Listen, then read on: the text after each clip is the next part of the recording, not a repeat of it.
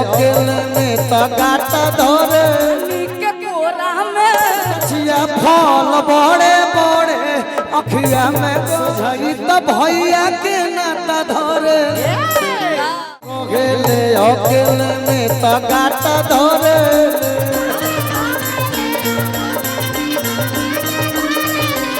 छौड़ी रोगेले अकेले में तो गाता धरे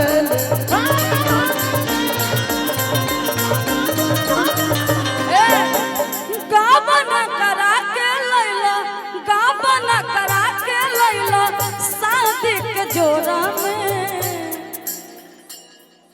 कि गाबना करा के लैला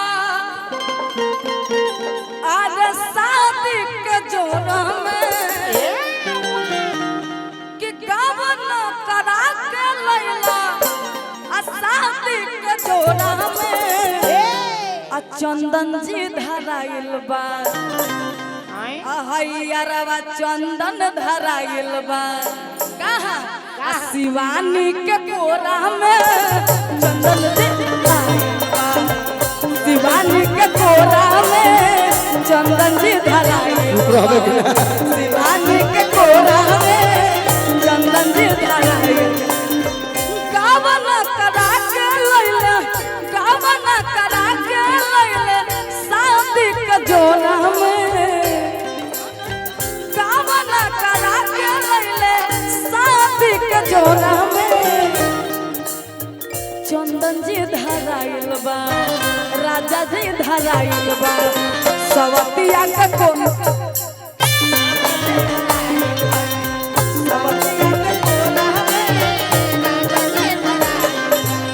देखो हम इनके कहत हम आदित्य के कहत नहीं लेकिन इनका ऐसा लड़के के जब हमारा जोर गावे नहीं तो हमारा एक एक गाना याद पड़ेला छोटे गछिया फल बड़े बड़े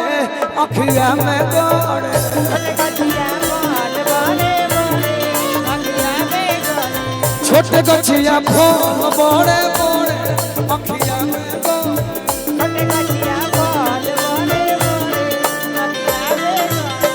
बोले झरेला कवन चढ़े अखिया में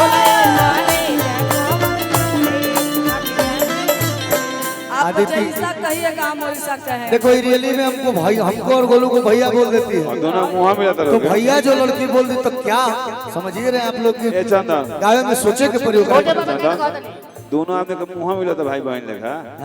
छोड़िए ना आइए हम आपके सलीके में ही कहेंगे बाकी सुनेगा एगो औरत कह रही है अपना मर्द से का ऊपर कोठा के मकान नीचे सोनरा के दुकान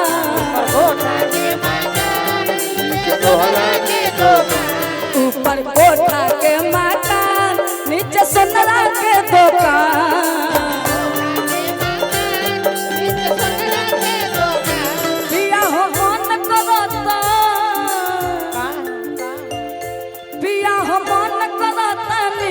झुमका पहने के कि पिया हो मन करता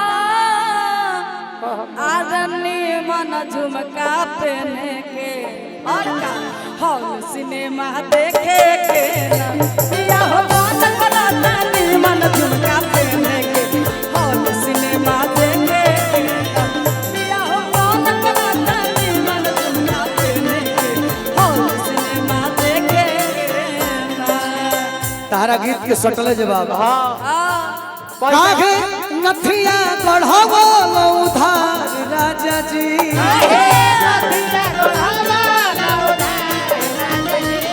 काहे नथिया गढ़वो उधार राजा जी कहत रही कि पैसा नहीं है तो काहे कैसे काम कइलू बोला बोला हमारे कमेटी के इतना सदस्य बैठे हैं बरियार बरियार कमेटी में लिट्टी बनल बा बढ़िया काहे नथिया गढ़वो उधार राजा जी काहे नथिया गढ़वो उधार राजा जी राह चलिला टटोकेला सोनार राजा जी